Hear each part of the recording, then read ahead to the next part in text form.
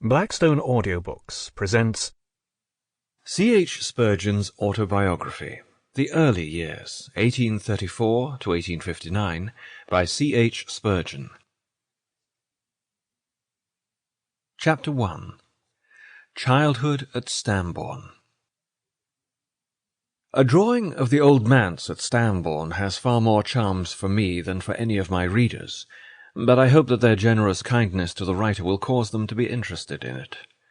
Here my venerable grandfather lived for more than 50 years, and reared his rather numerous family.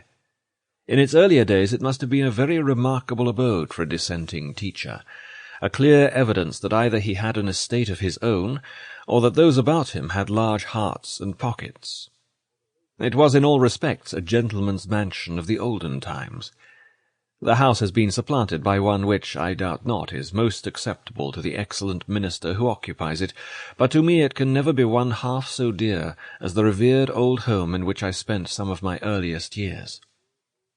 It is true the old parsonage had developed devotional tendencies, and seemed inclined to prostrate its venerable form, and therefore it might have fallen down of itself if it had not been removed by the builder.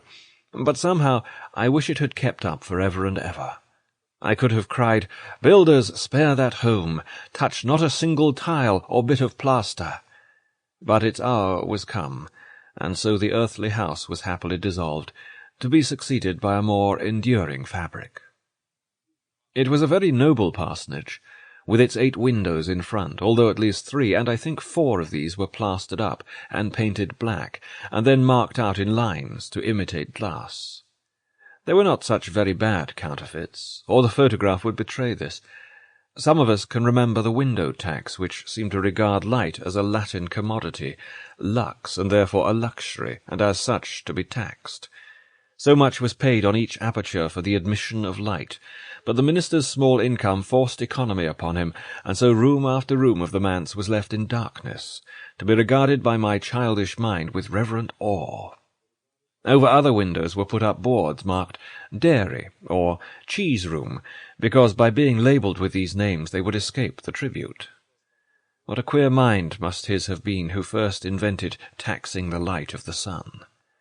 It was no doubt meant to be a fair way of estimating the size of a house and thus getting at the wealth of the inhabitant, but incidentally it led occupiers of large houses to shut out the light for which they were too poor to pay.